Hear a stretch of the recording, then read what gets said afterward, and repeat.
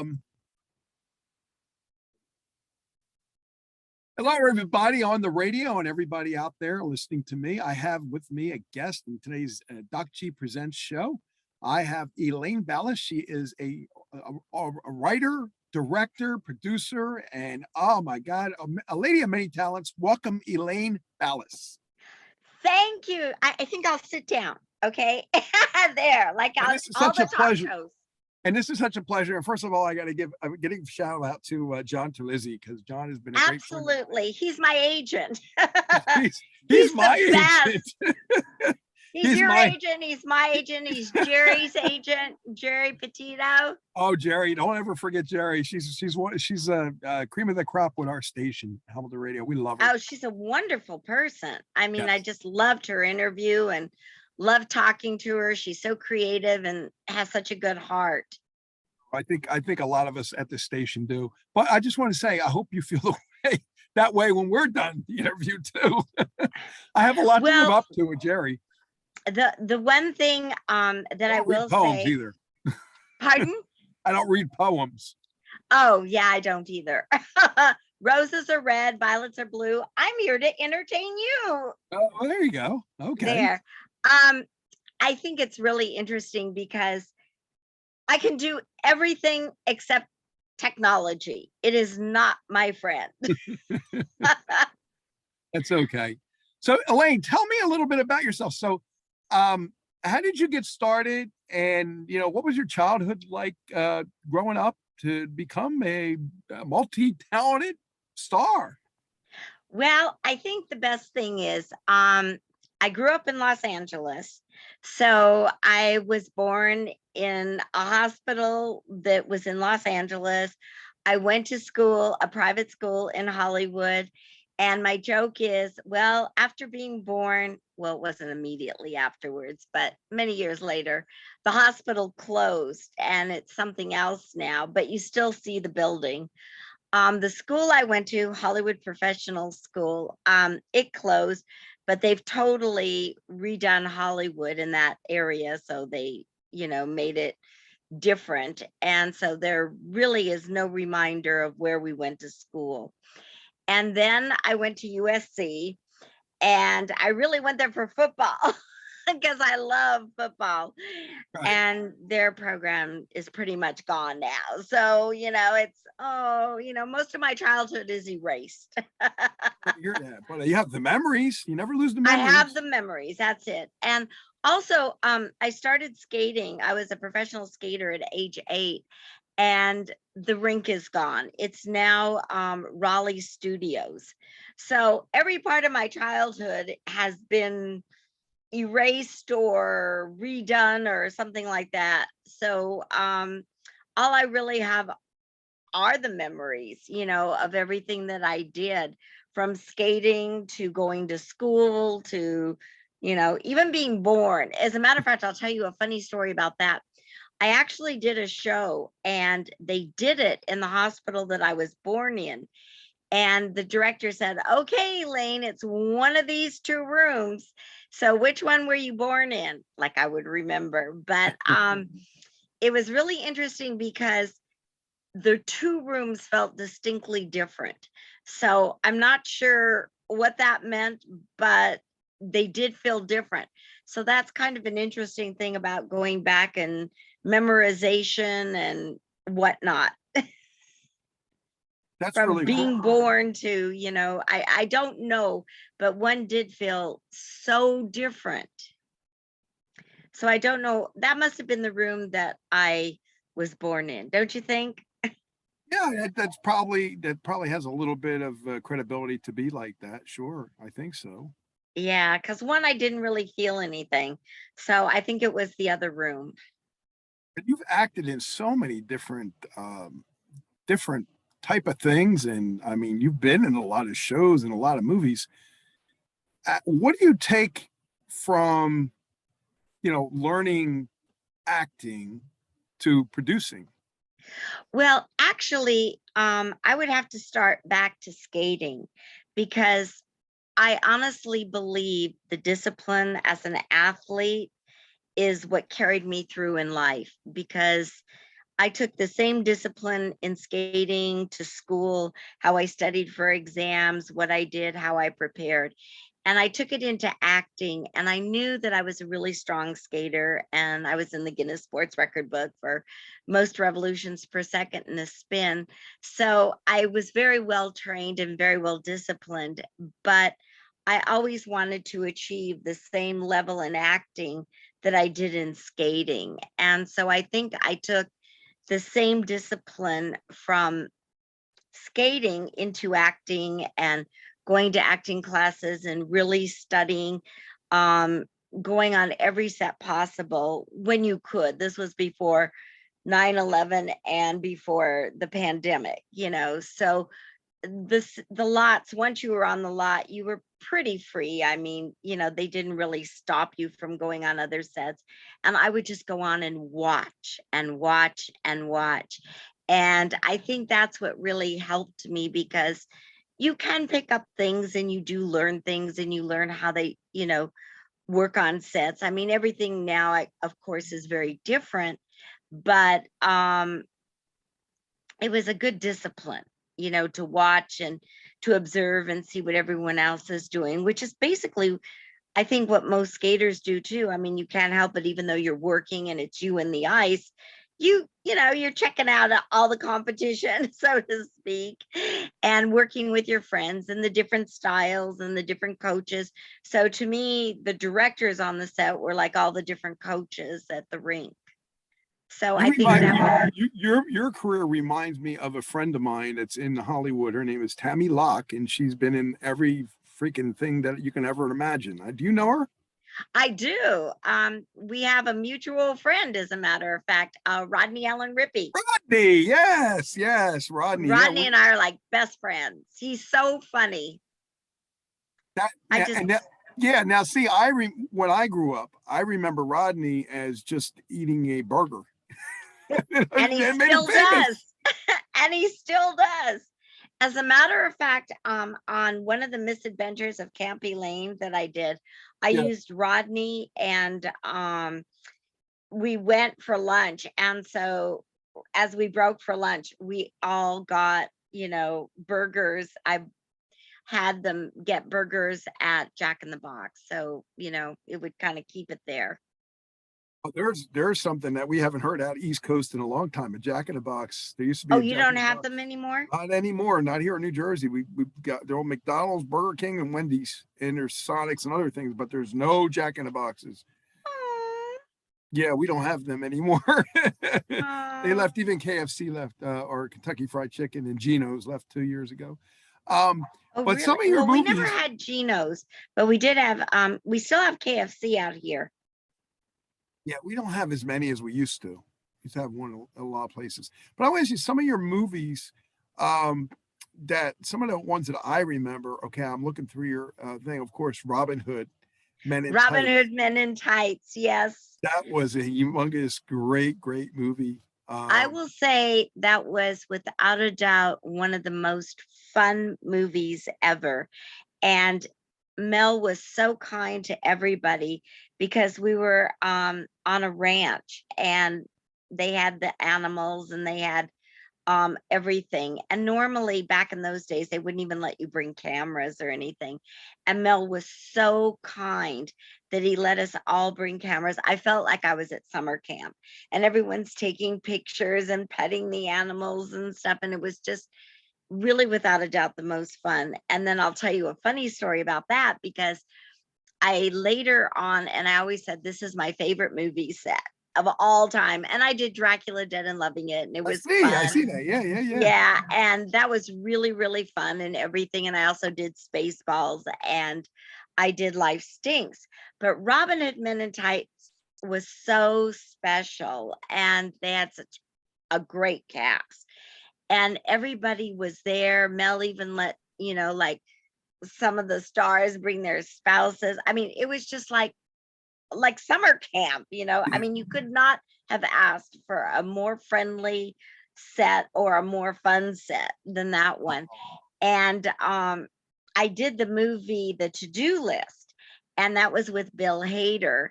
And it was so cute because the first time I saw him, it was just an automatic reflex. I went, oh, Stefan, like he used to do on Saturday Night Live. And he heard me and I was just like so embarrassed. But that movie was so much fun and he was terrific. Although I did not have any scenes with him, he was really, I mean, he was so nice and so much fun. And his ex-wife, Maggie Casey, wrote and directed it. And I said to them, I said, well, this is such a fun set and I'm having such a great time, but I can't put you number one. You have to be number two to Mel Brooks. And so Bill Hader goes, I'll be number two to Mel Brooks.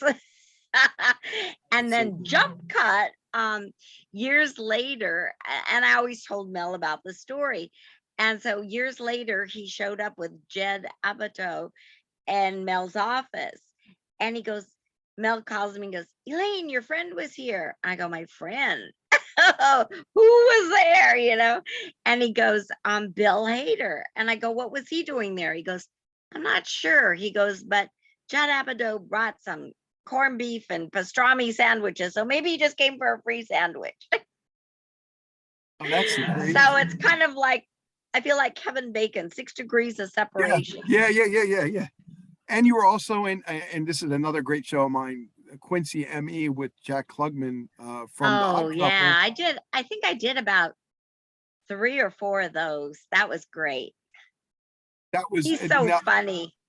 Yeah, as a matter of fact, I ahead. showed up at a party that he was at, and he called a friend of mine who was producing on that show, and he goes, I saw your friend. And she goes, who? And he goes, your friend who's always here on the set visiting too, And so we just cracked up. He just goes, she gets around. Such a warm guy. I mean, I know his I believe it's his one of his nieces, Lori, and she's carries on the Klugman name, but what a great actor he was. I mean, did anybody on the show ever think that it was going to reach the pinnacle status that it reached? I think the acting is so different and the system is so different. And I think, I feel blessed in a way. I always tell people I'm glad I'm older, because I really had the privilege of working with so many great actors, that I felt were really great actors. Nowadays, it's so different with YouTube and TikTok and everything that all they care about, Instagram, all they really care about is what are your it's kind of like, the industry, but it's like, what are your numbers? What's your handle? How many followers do you have? But it doesn't mean you can act. It means that you're doing something that I guess somebody likes, but it's not real acting. To me, Mel Brooks, Jack Klugman, Harvey Korman, all these people were really good and trained actors. So it's so different, today. I agree, definitely agree. So saying that now with some of the shows that you've done, what are some memorable shows that you remember that you've done over the years, other than the movies? 8 is Enough as well. 8 is Enough was fun. And, Dick Van Patten was very good friends with Mel Brooks. So he was in Robin Hood Men in Tights. As a matter of fact, my scene was with him. And he was in, I think he was in Dracula Dead and Loving It, but I'm not sure. But I know he was in another movie of Mel's as well. And so, like I said, it's kind of a strange circle, but I'm glad I was in the circle. A lot of loving people in there in that strange circle. So what makes you want to produce? I think that because of the way the industry has changed, I would kind of like to go back to what it was and do my kind of comedy, which is, everyone tells me I'm a cross between Lucy and Curb Your Enthusiasm. Yeah, And I see so that. a modern day Lucy, with kind of the Curb Your Enthusiasm type of shows.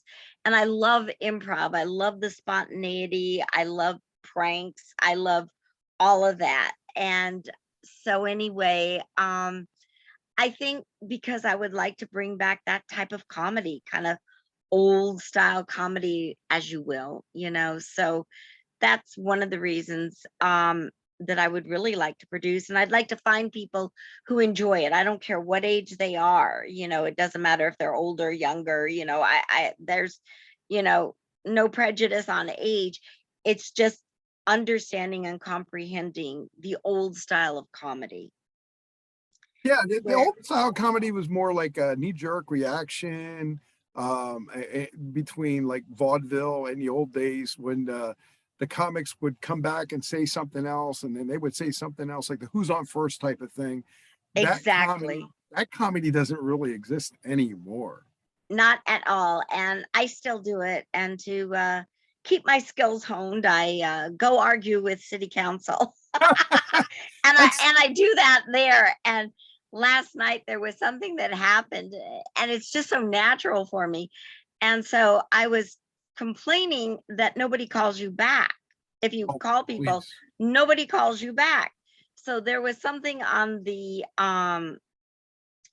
agenda for that particular thing. It was actually for computers, for software. So I said, well, okay, so we know we're paying for software, the taxpayers here are paying for software, but I assume we're also paying for a telephone service and subscribers. So why are we paying? Nobody returns any messages. And everybody just cracked up. It was like, "Oh, no, you didn't really say that, did you?" I go, "Yeah, what was wrong with that?" Or I'll ask questions. And there was one question, and I'm still trying to find out the answer, Oh, um, about they said, "Well, there will be no conflict of interest." So I asked what the conflict of interest was, and nobody had an answer. I guess it would have conflicted if they had an answer. well, yeah, I think that's kind of what the problem is there's no I talked about this the other day too with my wife. There's no customer service, Nothing. quality customer service. Nobody in quality that even make sure that people are getting the phone calls back. At least they're letting them know, we can't do anything or something, but you don't hear anything from anybody. Well, and that's one of the reasons, because I feel it's laziness and that they don't even look at these. If you go into certain stores or visit certain places, now they want to know, they'll send you a survey or something like that, and they expect you to answer their survey, yet they'll never answer your call. So it's like, no, not doing it. Play the same game. I do the same thing back to Yeah. them. You're absolutely right. I agree 100% with you. It's like, why should I do it for you? I mean, it's not like I'm trying to be selfish, like, well, what are you doing for me? But the bottom line is, I don't think you're reading your surveys, so why should I do it? Why can't you reach out? And I'll never understand why people can pick up, they can't pick up the phone, but they can text you. And then you're texting away, and then you call and they won't pick up the phone. And I go, well, why can't you just pick up the phone?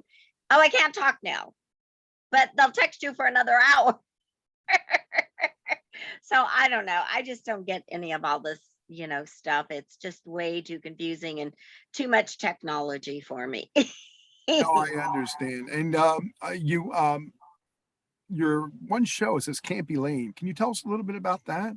Well, that's the basic thing. And I've changed it now to the misadventures because everything seems to be a misadventure.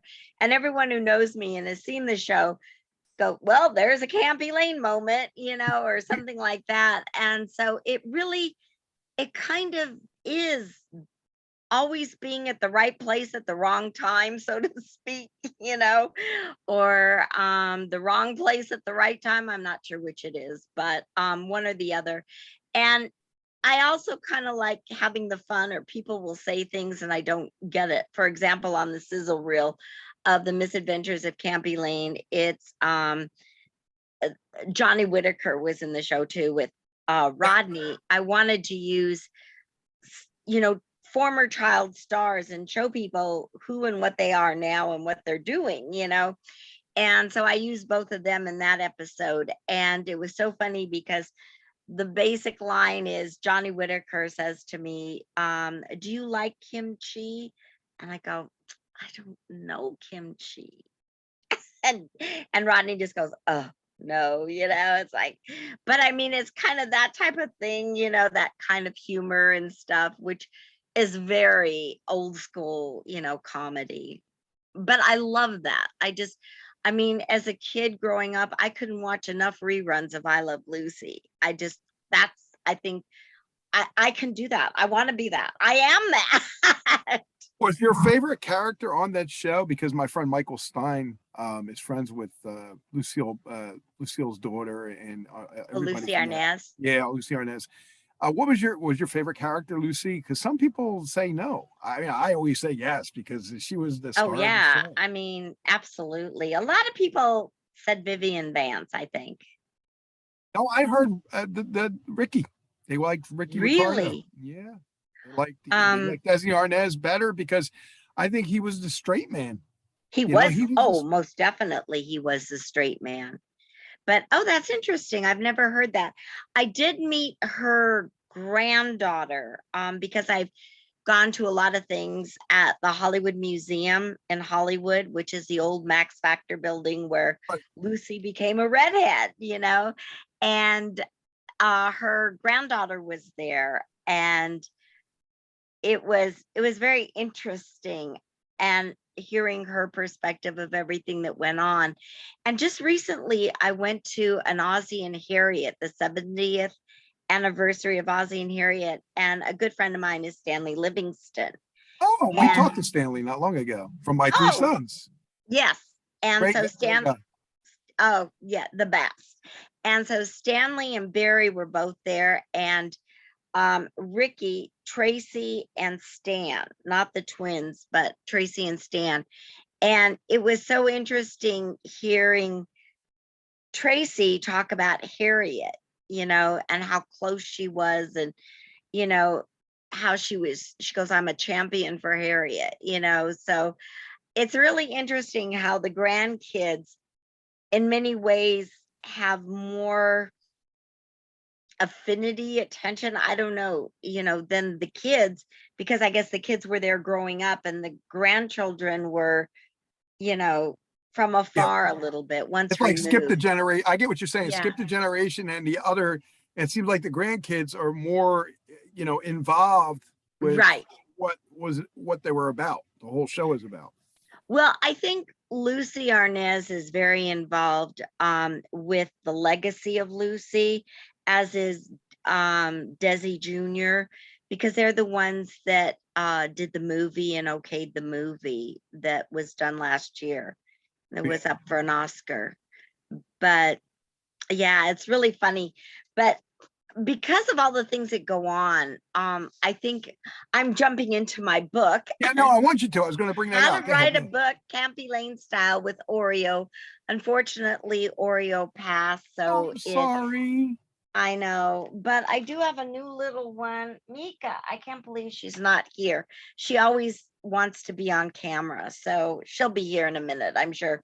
But Oreo was like my rock, my soulmate, and everything. And it's so funny because animals, like people, are so different, I mean, and I didn't know if it was a difference between boy and girl dogs or just dogs in general or what. And she is a little bit more girlish and he was a little bit more boyish, in that he was very much a protector. And I mean, I still cry every night, for him, because I miss him so much. But what the book really started out was, it was just going to be a joke, and I kind of worked with Rodney on it. I would run everything by Rodney. As a matter of fact, here's a picture of, can you see that? Yeah. Of Rodney. Yeah, with the dog. Yeah. And so what it was it was starting off as a joke, but then when the pandemic hit, and then the civil unrest, I kind of changed the focus of it, because I saw how they were rewriting history. And I thought, I would like my legacy told the way I experienced and I saw it. And if anyone were going to do anything about my life ever, it's all going to be here in this book. And it's basically how to write a book. And I'll just give a little bit of it away because it says, for example,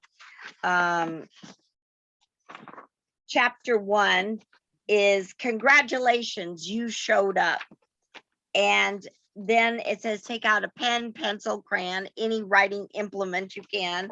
And then the rest are the blank pages for you to write your story. And I just act as your cheerleader all the way through. And then at the end, here, I'll show you one more picture of Oreo. He's waiting to go for a walk. Oh, Isn't he? He was just what kind of dog was he? He was a Parson Terrier. And so he loved going for walks. And it was really funny because before the pandemic, I felt so safe in my neighborhood. I'd walk him at 2 a.m. I mean, whatever. But now it's like lock the doors, the windows, and everything. You don't know what's going on. And then at the end of the book, it says, congratulations, you did it or not. So it's a matter of encouraging you to write your story, to leave your legacy. So if it's in your handwriting, well, they can't really change it unless they're a great forger. And so it would be something for your family, your friends, or just your legacy of whom you are and what you did and how you believed. And that's it. It's for you. And it's really cute because Mel Brooks sent me a copy of his book. So I sent him a copy of my book. And he called me up and he goes, Elaine, first of all, thank you. Second of all, you are crazy. He goes, but I must say that was so clever. And so what I did once was I held up my book compared to his. His is like 500 pages or over, and mine's like 50 pages. And I go, well, I guess you can see the difference in careers. Excuse me. Oh my God, that's amazing. Am I boring you? No, I don't get any sleep because of kidney stones, by the way. Oh no, those are so painful, I hear. It's been 2 or 3 months, but this is not about me. This is about you. Your shows, I mean, you've been, like I said, you've done so many shows. And I have more coming out. Let's talk about Here We Are. Is that what you have coming out? Well, I have that one. It started off as Gaysism, and it was about an interracial gay couple, and I played the interfaith minister. And I told him, I go, I was a champion for this. I said, that is such a good movie. It was just a short. I said, you should do this as a feature. And I kept telling him that. And finally they did it. And they changed the name to Here We Are, but I haven't seen any of it. And they changed the script. They kept a lot of what they did for Gaysism in it. I hope my part's still there. And it was such a wonderful story. And it was so interesting because it was so knowledgeable that even in the gay community, there's probably even, I don't know if I could say there's more prejudice, but they, even if they're gay, they really don't want interracial marriage, which I mean, I don't understand whether you're gay or straight or whatever now, but I mean, it was such an eye opener to me about, the prejudices and what goes on, because I grew up in Hollywood, so it's a little different. It was very liberal out here. Yeah, I have a lot of friends like that. They were in a husband and wife situation, and they got something happened with the relationship, or divorced, or the wife passed away or something, and they just found the solace of the guy, and they just said, you know what, I'm going this way. I'm like, okay, enjoy it, love whatever you love, and I bless you either way. Some of my friends are very, very Christian oriented say that's wrong. I said, no, it's not wrong to bless people. It's wrong that what you think is right. But it's at the same time, I want the best for whatever they want to do. That's their life. That's got nothing to do with me.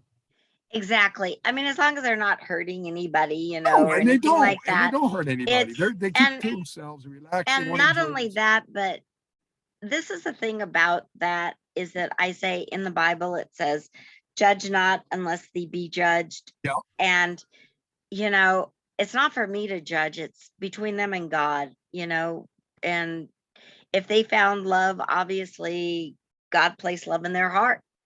That's the Oh way I yeah, I look mean at it. it goes beyond that too, Elaine, because I even had friends call up and said if I saw them in a bar and I saw them kissing, would I go over and say hi to them? I said, yeah, absolutely. Well, there's a lot of their friends that said no. If they were kissing a woman, they would be, go over to them. But if they were kissing a guy, they wouldn't. I'm like, well, that's got nothing to do with me. That's, you're doing that. I would shake your hand and be as generous and as pleasurable to you as I can be, to just like you were with a woman. That's got nothing to do with me.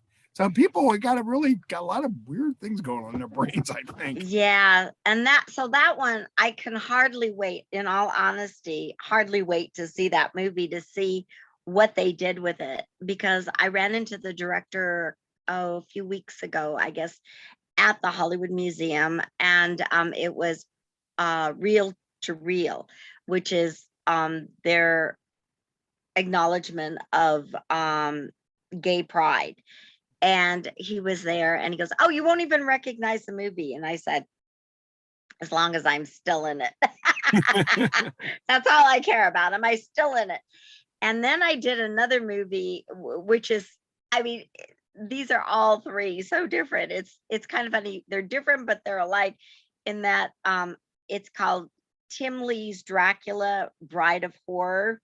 And Okay. the only other horror movie I did was Dracula Dead and Loving It. So I Yeah, I said, saw I that. guess I'm Yeah. on the Dracula horror thing, the horror train. And so that one was fun. And it was very funny because I played a conservative woman that, was buying everything, and they were trying to say, "Stop watching this, stop watching that," and everything. It was a political statement. And that was actually Oreo's last movie, and he passed about a week after that. So Oh. at least he was in the movie and they have a dedication to him. So that's good. And he's got his own IMDb page with a credit. You go. And he's got memories, and yeah, that's Yeah, amazing. I so mean, that one's really great. That's going to be released on, is it Scream Time or something like that? I think it's called Scream Time, and that's supposed to be released in October.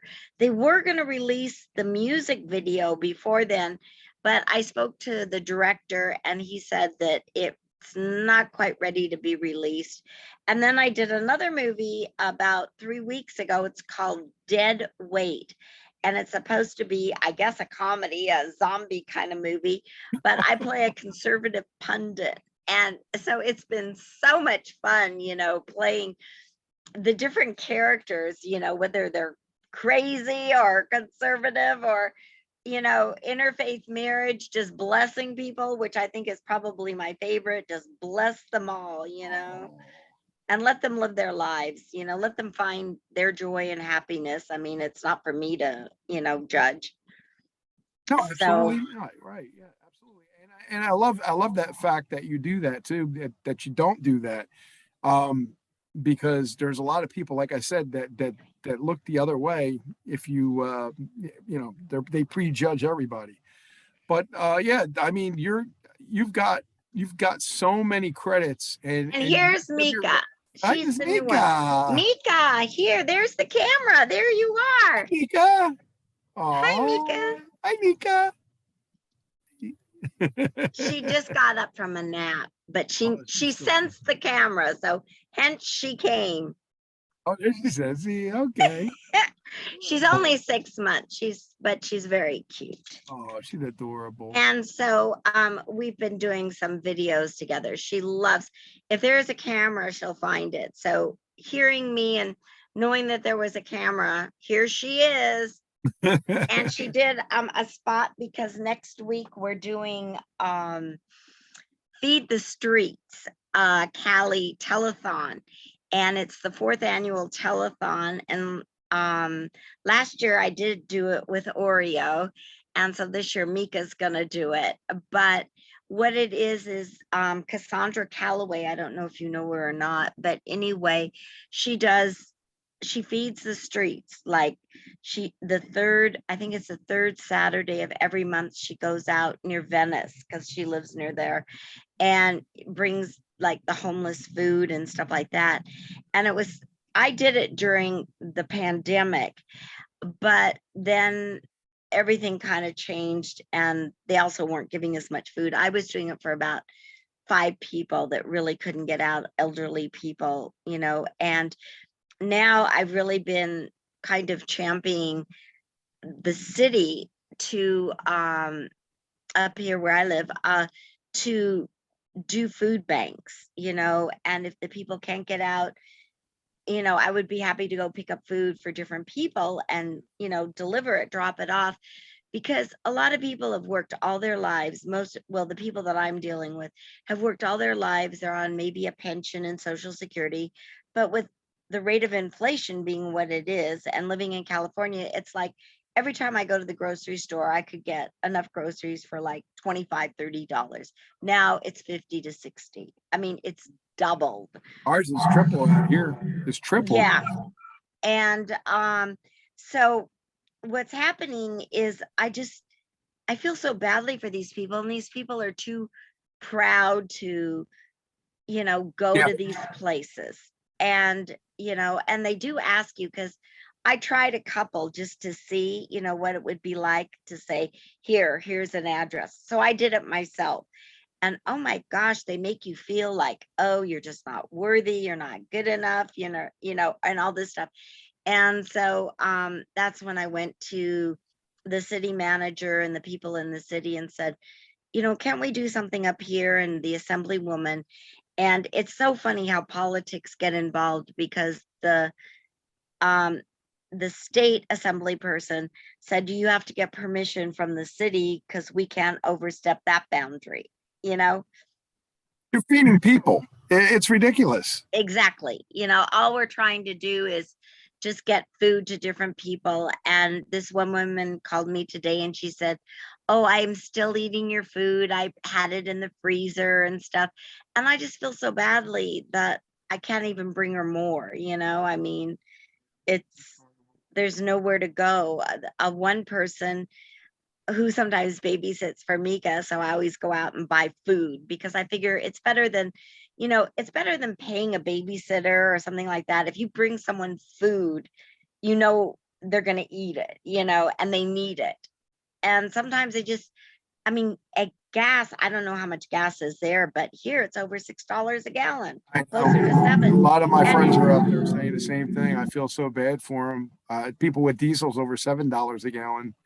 Well, and Um, also it depends in certain places, because I remember I was visiting a friend kind of, in a different area, and the gas there, a couple months ago was over 7. So my guess is it's almost 9 now.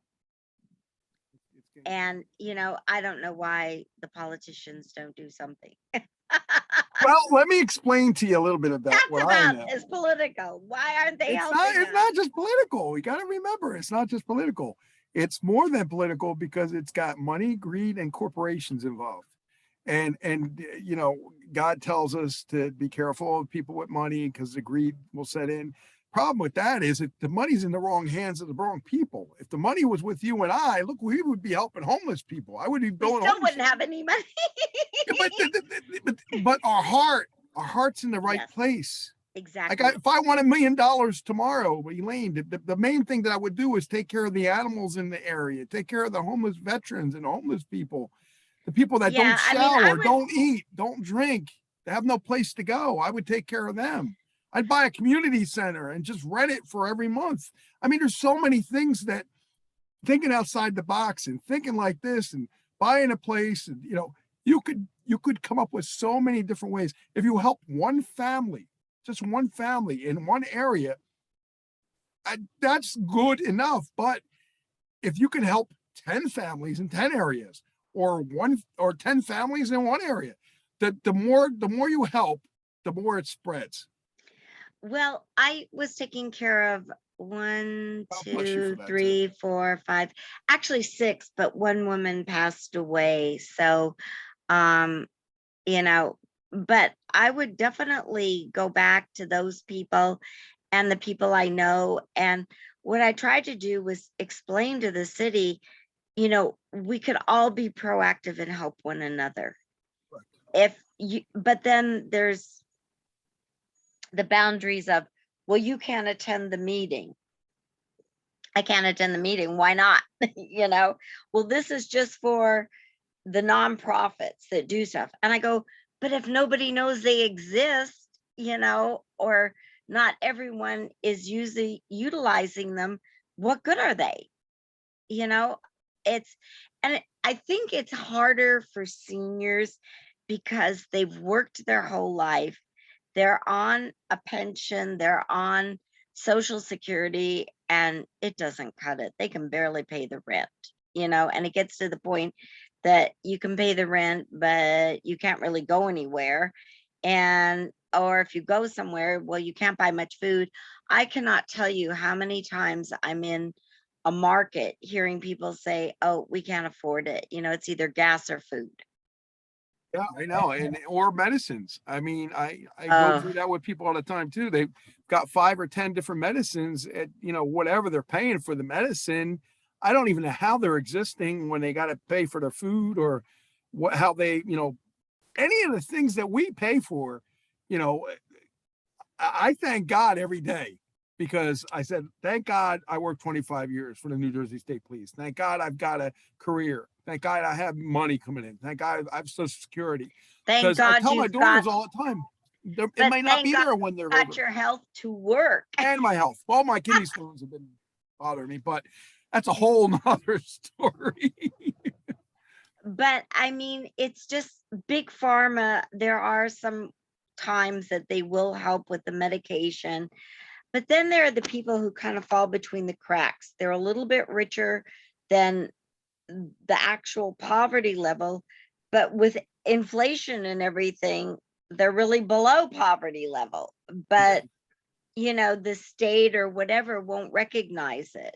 So it's just, I don't know, it's a major problem, that's for sure. So that's why I think I love comedy, because if I can make people laugh, Yeah, and you do. It seems like you do. if I can make people laugh, then I feel like I'm doing, I'm contributing to the good, because with laughter, you're releasing the endorphins and they're feeling better. And, it's, you can identify with this stuff. I think that's why the National Enquirer, some of those magazines, people love to see that, even if the stories aren't true, but I can relate to that. Oh, that person's having that problem. I can relate to that. Dolly Parton, I think, was the one who succinctly stated that. She goes, I buy every rag out there. She goes, they're so much fun. She goes, even if they're not true, it's fun to read. Yeah, and that's the So, problem. You don't know what's true and what's not. well, you don't know what's true on the news either and I what's don't even not. watch the news. I I I don't either. I turned it off. I don't even put it on. I haven't watched the news probably in 4 or 5 years, and I'm not going to watch it ever again. Well, I did one better. I canceled television, and where There I you live, go. you have Beautiful. to. I wish Where, people would take their TVs and throw it out the freaking window. Remember in Network when that guy threw the TVs out the oh, window? I know. Um, and someone said, "Don't you miss television?" I went, That's what everybody needs to do. They need to do that. They need to say, listen, I'm as mad as hell and I'm not going to take it anymore. Take the TVs and throw them out. Stop going to, here's the other thing. Stop going to the gas stations. I heard July 1st, 2nd, and 3rd, we're not supposed to buy gas. I "Oh, really?" advocated just don't buy gas on a Monday. Every Monday, don't buy gas. Do the whole country does that one day a week. That'll destroy their economy right away. That all the gas prices will almost come down to almost 50 cents because nobody will be buying gas. There are going to be people buying gas every now and then, but not selling it like they're selling it. Everybody And they goes back don't and forth to care. work. Every day it I goes know. up like 20 or 30 cents. It never comes down 20 or 30 cents. Because they make the money from it. And remember, even if it does come down, what doesn't? Food prices. Food prices always go up because they go by the distributor, the truck that's bringing the stuff. I have a friend that's a trucker, and he said that he can no longer do it anymore because it's costing them over $1,000 to ship this stuff. It used to only cost like maybe less than 100, 200 bucks. Now it's $1,000, and he's got to do that how many times a week? And he just can't afford it. So he stopped it. Well, wait, listen to this. I mailed just like a large envelope to somebody, and it was just regular. I mean, there was nothing, it wasn't a package. It was just a large envelope, and it cost $5. I believe it. And July 1st, all the mail prices are going up. Yeah. And it's going up by, well, the stamps are going up to 60 cents. They're 58 now. I didn't even know how much they were. I because, thought they were still 50. you know, well, I I bought knew, stamps like 2 years ago. well, but you buy now the forever stamps, stamps. so there's not a number on it. And I don't pay that much by mail anymore, but I there's don't still buy any, use any companies. mail at all. No more. I do still write a check because I refuse, with all the companies that can do it for free, I refuse to pay anywhere from $5 to $15 if you want to pay over the phone with an electronic check. Yeah, it's So ridiculous. it's just the principle. I'll pay the 60 cents, I'll Yeah. drive, but I'm not going to pay the $15 to do it over the phone. And the other thing, I don't know, with credit card companies, they've canceled every benefit. There's the insurance benefits that you used to have They charge you gone. for low balances, low balances, or higher balances. They charge you either way now. Yes. If it's more than, if it's more than $1.50 or more, you get the same amount. So at, what is it? 22% now or something. But I thought, and this is what I don't understand, I thought usury was beyond 10%. How are they getting away with this? Well, wait till you hear this story. You're gonna love this. You're gonna love this. My car needed tires, and I didn't have the $1,000 for the tires, 4 tires. That And must have been a while ago, because you're no, not going to get 4 tires for $1,000 today. no, I know, but here's the thing. It's going to cost me more than 1,000. You know why? How much percentage they're charging me? 69%. How can they get away with that? Because our government doesn't care and allows them to. See, they put you in a spot where, okay, I have to drive the car out. What do? I have to get the money. I don't have the money in my account. What do I do? So everybody's forced in the same thing. So, okay, well, then I'll just settle for the $73 a month that comes out of my account. And after 3 months, the interest goes up. Well, then you find another credit card that has low to no interest. But the thing is, why are they allowed to charge 69%? See, I'm on my venting right now. This is venting, right? Oh, good. I love it. Crazy. I'm here. I am your cheerleader. I'm going to get that book. Where can we get that book, Elaine? Well, actually, to write to me, and it's Elaine, ELAINE, Ballace, B as in boy, ALLACE, and it's at P.O. Box 50082, Studio City, California, 91614. Now, the only thing is, and I personally autograph it, I don't know how much I don't know how much the shipping is gonna be. When I first started, the shipping was like $1.20. Then it took forever. So then I went to priority mail, so you could trace it, track it. Right. That went to $10, and I have no idea what it's going up to after Friday. So the book, the autograph, and everything are great, but the like your interest, the mail's probably going to be more to ship it. Yeah, that's why I want to get it sooner rather than later. But it's Studio City 91614. Yes. Okay, I got it. I wrote it down. And you can hold up the sign. I should have written the sign. Okay. It's P.O. Box 50082, right? Right. And so I have no idea what the shipping's going up to. So I think we're safe at like $42 because the shipping is most of it. Now here's the thing. Before my friend, I'm trying to think of her name. Geez, forgive me. Jerry? Mary Ann from Gilligan's Oh, Island. Don Wells. Dawn Wells. She sent me an autographed picture before she died. Probably like, a year before she died. What a sweet woman. I'm just listen. I'm still overwhelmed by her death because she was such a sweetheart of a woman, and It she was would never such a stop shock. working. She never stopped working. No, and it was such a shock. And it was like, wasn't it New Year's Eve or the day before New Year's Eve or something? And I remember I was walking and I got a call and I put somebody on hold, and it was Rodney. And I thought, this is weird for him to be calling at this time. He goes, "Did you hear?" And I go, "What?" He goes, "Don Wells died." It just gave me goosebumps again. And I go, "What?" And you're a good friend of my friend Harlan. Harlan, he's the best. Yeah. He's a sweetheart. Oh my God, yes.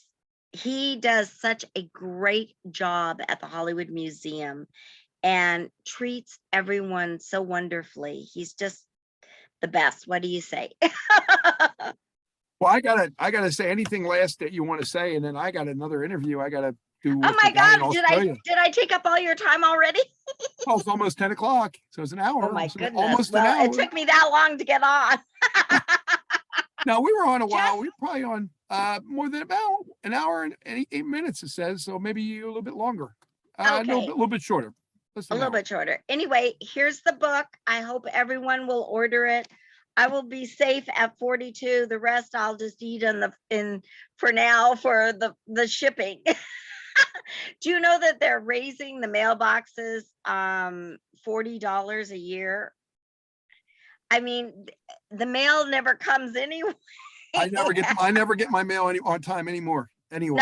No. So that's it. And look for Tim Lee's Dracula Dead and Loving It.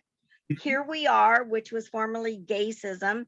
And the last movie I did, which was 3 weeks ago, was called Dead Weight. So I don't know when that movie will be released because I think they're still shooting it. But there are 3 things that they can get along with that. How did they get a hold of you? Do you have a website, correct?